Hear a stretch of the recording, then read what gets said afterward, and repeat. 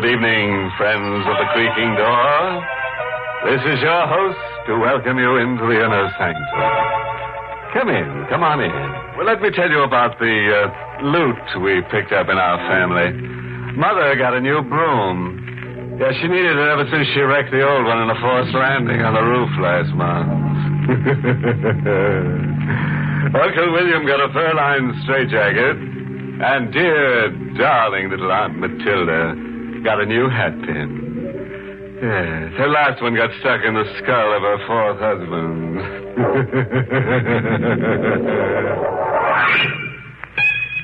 All right. Turn your lights low and your radio up. And remember that all the actors getting killed in this program are being well paid for it.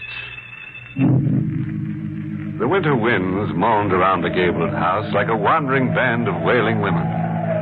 As Caroline Giles, puzzled and frightened by something she's seen in the gathering dusk, makes her way into the living room.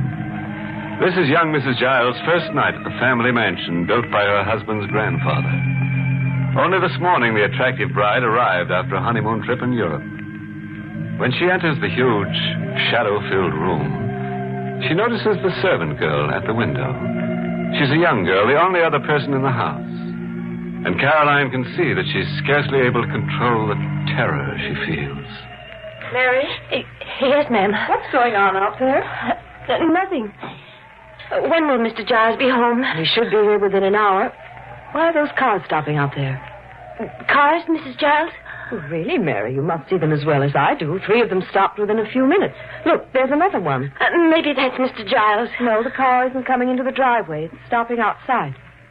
Who are these people, Mary? I don't know. Why should they stop outside? What did they want? I don't know. Oh, Mary.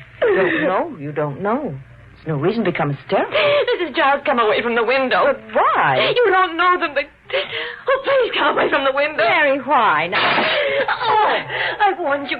They're throwing rocks through the window. Get down, Mrs. Giles. Get down on the floor. You'll be hurt. But Mary... Oh, please. Mrs. Giles, just pray that they don't come in here. Just pray that they don't. Wait a minute, Mary. I hear sirens. It's the police. Oh, the police. Oh, thank heavens. They'll make them go away.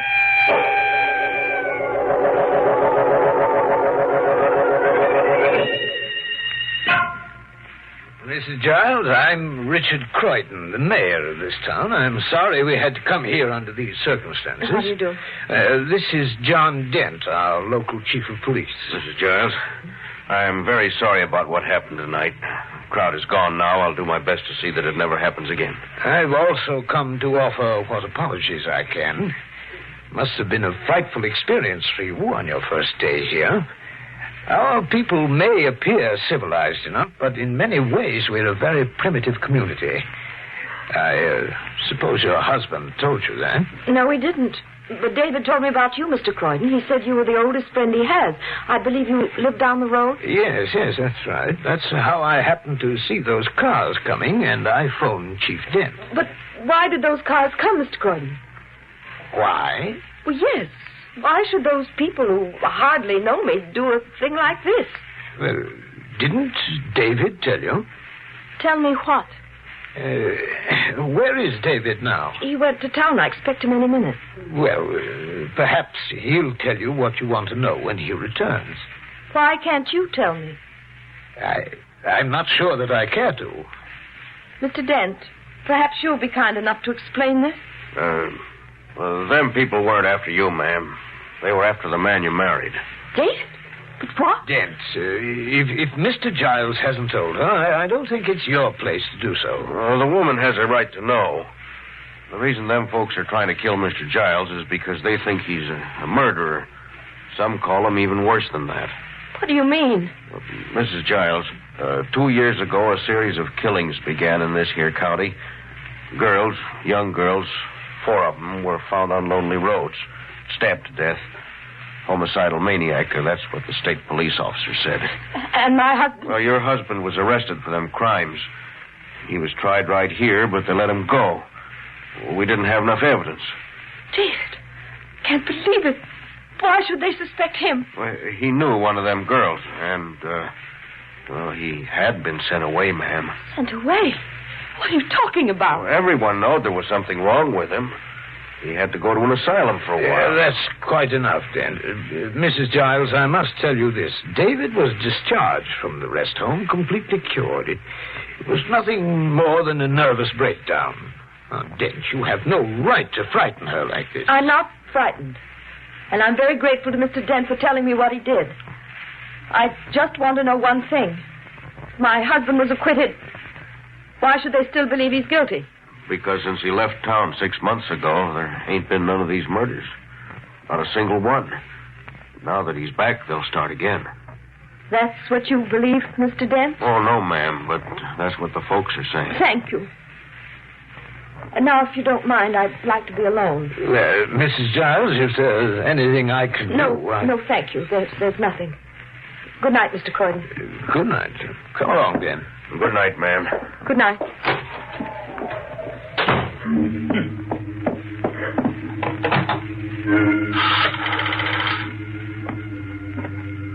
Hello? Operator, will you give me the number of the railroad station, please? No. Never mind, operator. Don't bother. Are you going to leave, Carolyn? David, you heard. Yes. And I heard everything else my very old friend, Mr. Dent, told you. I was behind the other door. Then why didn't you come in? Why ruin their fun? Besides, I was curious to see just what your reaction would be. David, why did they have to tell me? Why couldn't you? You think this was an easy thing to tell to a newly married bride? I would have found out sooner or later. I did plan to tell you, Carolyn, in due time. That's why I ordered Mary not to say anything. Darling, it isn't true. This is all an insane dream, a nightmare. No, Carolyn, it's not a dream, but in many ways it is a nightmare. Were you going to run away from me, Carolyn? Is that why you phoned the station? Yes. Carolyn, if you want to leave me, I can't blame you. I realize it may be asking a little too much of any woman. To be my wife and to live here. Why did you come back here, David? Because I want to prove to them that I'm not what they think I am. And I was hoping you'd help me. I thought maybe you loved me enough for that. Carolyn, I'm terribly sorry it must end this way. I'm not going to leave, David. Carolyn, I hope you understand what you're saying. You may be risking your life by remaining here. I love you, David. I'll risk it. I want you to be certain. Because in the end, I may fail and be put to death. To death? Yes, there are going to be other murders. Other murders? Don't ask me how I know this, but I'm almost positive that sometime tonight, a girl in or near this community will be killed. Brutally stabbed to death. I'll have to go out tonight and see if I can prevent it.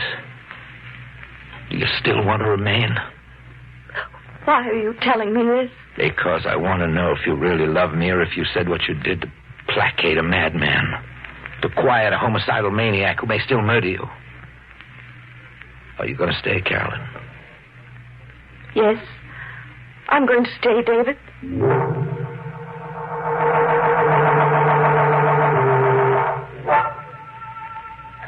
Mrs. Giles! Mrs. Giles, are you coming here?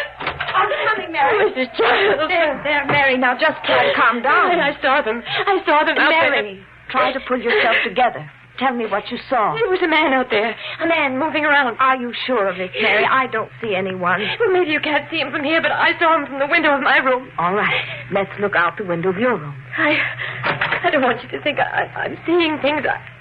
I'm not the kind of girl who sees things. I didn't say you were, Mary, but Well, I don't notice anything unusual from your window either. You don't see anything? Just the lawn, the tree. Mary, I know we've all been under a strain today. I guess we're a little jumpy, aren't we? I guess so. But I wish Mr. Giles were here. I don't like us two being alone. I know, Mary, but it can't be helped. Now, come, dear, I think you'd better go back to bed. But I'm afraid to be alone in here. They can get in through the window. Then we'll close the shutters. Help me, Mary. All right, ma'am. There we are. The outside doors are all closed? Yes, I locked them myself, but... Well, still, this is a very old house. They can get in. Well, there's a lock on your door that works quite well. You can lock the door from the inside, and then you'll be as safe as you can possibly be. All right, I'll do that when you go. Very well, Mary.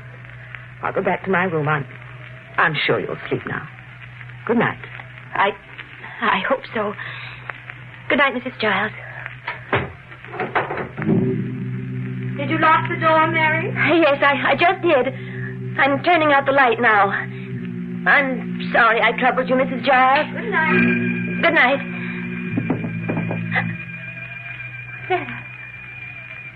Oh, she's right. I must be hearing things. Mrs. Giles! There's someone in here!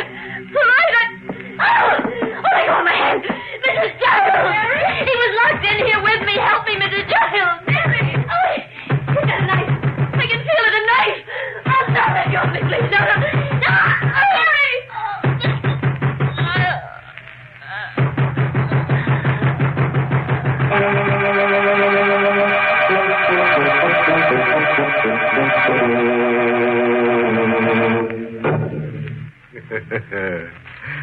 Well, friends, this is your host again. You ready to go on with our story of married bliss? I mean bliss. You know, if Caroline had only listened to this program, she'd have realized that it's always a mistake to marry a man who has a weakness for murdering the domestic help. It not only makes house cleaning difficult, but creates a terrible servant problem. That there is one compensation in marrying a homicidal maniac. When you'd call your mate crazy, you'd be so right. Well, let's get on with our story. As you remember, Caroline couldn't break into Mary's room, and now she rushes to the telephone and dials the operator. Hello? Get me the police. Hurry, please. Hello? This is Mrs. Carolyn Giles. Would you please send someone right away? I think there's been a murder. Hang up, Carolyn. Hang up that phone. What's the matter with you? Why didn't you do as I told you? I don't want the police to know about this until we're ready. That room. You just came out of Mary's room. Yes, I saw her. Saw her? You were in there all the time. You were locked in the room with her. You killed her. Carolyn. You murdered her. They're right about you. You murdered her. Carolyn, you're Oh, no, hysterical. no. Stop it now. Stop. I'm sorry I had to do that. Now, you must get a grip on yourself. Yes, David, I'll be all right. I'm all right now. How did you get into her room? I heard screams when I parked the car. The window to her room was open, and I climbed through. I saw her on the bed, and then I unlocked the door and came in here. You found the window open? But I locked it myself. I bolted the shutters. Well, it's open now. When did you bolt the window? A little while ago. The murderer must have been in the room hiding, but she locked herself in. I guess he escaped through the window. Yes. Perhaps that's what happened. You still think I killed her? I don't know what to think anymore. The way you came from her room. I explained that. Yes, I suppose you did. Carolyn, now listen to me. If I killed her, do you think I'd be talking to you now? Here, look. Done. If I'd murdered Mary, the next step would be to kill you. And you see how easy it is for me to do it. Now, Carolyn, you believed in me before. I'm asking you to believe in me again. I don't want the police to know I left this house tonight. Dent's like the rest of them. He hates me. He'd be glad to accuse me of this crime. Now, Carolyn, I want you to say I was home all night with you. And if I don't? I've got this gun, Carolyn. If you let me down, nothing much will matter then. Now, that might be the police, Carolyn. I'm going to open the door. Good evening, Mr. Giles. Good evening, Dent. You got here quickly. Maybe that's because I was kind of expecting to come. Oh, have you been watching my house? I ain't saying. When I got that radio call, I didn't lose any time. Oh, Mrs. Giles, you phoned in something about a murder? Yes, our girl, Mary, she's in there. Oh. Mr. Giles? Are you accusing me of this too, Dent? Well, it's mighty funny, right here in your own home. This time I can easily prove that I had nothing to do with it. My wife and I were together all night. Is this right, Mrs. Giles?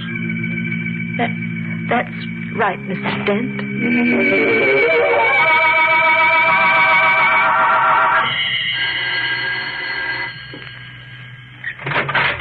Hello, David. Richard.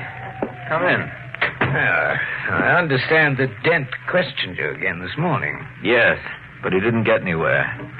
I think even he's beginning to get the idea that I'm not a murderer. I see. Oh, Carolyn, dear. Oh, hello there. David, why didn't you warn me your friend was coming tonight? Well, I phoned Richard only a few minutes ago.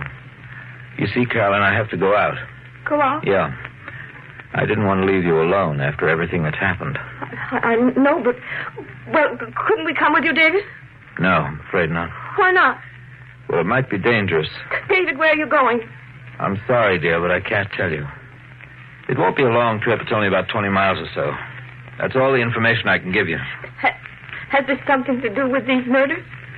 Perhaps. Now, David, I wouldn't advise you to take matters into your own hands. I'm afraid I have to, Richard. You see, the police haven't gotten very far, and my life is at stake. Your life? Isn't it obvious? The people are stirred up about these crimes. Who can tell when one of them may take it into his head to murder me? It's becoming a matter of the killer's life or my own. Furthermore, there's another reason why I must solve this. A reason I can't divulge right now. Why not? Darling, please don't ask me. I think that after tonight, all this will be over. Bye, Richard. Goodbye, Carolyn. Bye.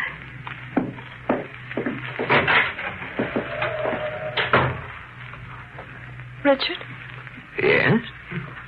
What did he mean by another reason?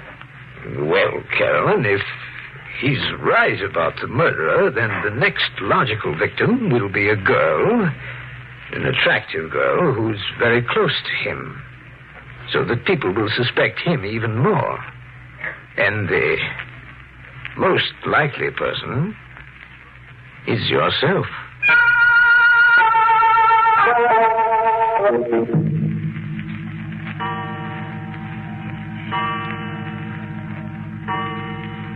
$10. Did he tell you how long he'd stay away, Richard? No, he didn't. Shall I deal another round? Oh, that must be David. Hello? David. Are you all right, darling? Well, when will you be home? All right, I'll tell Richard. Goodbye. David's on his way home. He'll be here in an hour. Where did he call from? A town called Waverly. He says he knows who the killer is. That's impossible. How do you know? Because if he knew, he'd never have made that call. I don't understand. It was a perfect signal to the murderer. Murderer? It told him that he was safe, that he had all the time he needs, a full hour. Richard, you... Please, I must warn you not to do anything foolish. It will only make matters worse for yourself. What do you have in your hand? A knife. You see, I simply press this button, and it snaps open. Try to control yourself, Carolyn. Don't try to fight the inevitable. Take my advice and submit to what will come. It will be less painful. Let go of me. You see how futile it is to struggle. I have the knife at your throat now. I have only to move my arm, and it's all over. Why don't you? Why are you waiting? There's no rush. For once, I have a little time. Time? Time seems to extend the experience. I must warn you not to scream. The moment you do, it will all come to an end, suddenly, violently. Screams are dangerous. One can never tell who hears them. Take the knife away. No. Please. Fear seems to do something to your features, Carolyn. You look extraordinarily beautiful. And I must compliment you on your self-control. You still haven't even raised your voice. You can't get away with this, Richard. David will come home and find you. That's not quite how it will happen. David will come home and find you. I shall have the rare pleasure of seeing his reaction. And then it will be his turn. You're going to kill him? Yes, it will be a new experience. I've never murdered a man before. It can't possibly work. You'll be caught. I plan to be. But I shall plead self-defense. Everyone will believe me because I'll tell them he murdered you. It's very difficult not to scream, isn't it, Carolyn? They won't believe you. They'll never believe you. Oh, yes, they will. My police commissioner hates David because he was freed after Dent arrested him. And his position also depends upon me. Oh, I admire you, Carolyn. None of the others held out this long. You must almost be insane with fear and terror, aren't you? And yet... I won't scream, Richard. I won't. In the end, you will. I won't. You must. I won't. You really are extraordinary, Carolyn. I won't.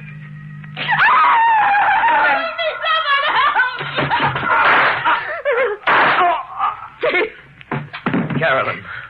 Don't understand. You were here. Almost all evening. I phoned from a neighbor's house to make him force his hand.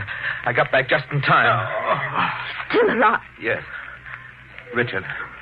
David, did you know? You couldn't have been that clever. I suspected you, Richard, but I wasn't certain till tonight. It was a trap. And Carolyn the bait. All a trick. I'm afraid that's what it was, Richard. Why did you make them think it was me? Why? Because you were a Giles. Always a little too clever. Never quite one of us. But you'll die for this, David. You'll be blamed for this and the other murders. I've left letters accusing you of the crimes. And Dent will believe them. Even over your wife's testimony. You'll die for this. They'll kill you.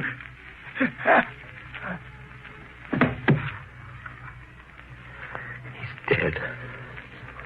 David, is it true what he said about the letters? Probably. Dent will never believe me. Good evening, Mr. Giles. Dent. Yeah. Been out there all night. When I heard the shots, I came running in. So you killed him? Yes, but I had to, Dent. He was going to murder my wife. That's true. He's the homicidal maniac you've been looking for. You've got to believe that, Mr. Dent. Of course I believe it, ma'am. Been suspecting him for a long time. Ever since he spread them stories to folks about Mr. Giles. And I heard what he said before he died. You've got nothing to fear now, Mrs. Giles. You and your husband can live here and we'll be proud to have you. And some folks will be mighty ashamed about what they've been saying and doing. I reckon I'd better call in. Get them to take this man away.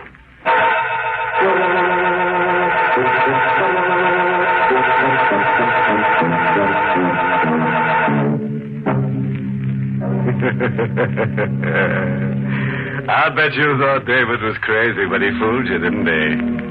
As the squirrel said to the walnut tree, you're still not as nutty as people. And that brings us to the moral of this story, which is taken from a retired witch who once said, "Why slice your husband's head off when it's so easy to nag him to death?" Oh, here's a little thought to take to bed. Never murder your enemies, because then you'll have no one to hate but yourself. Inner Sanctum has been brought to you through the facilities of the United States Armed Forces Radio Service, the voice of information and education.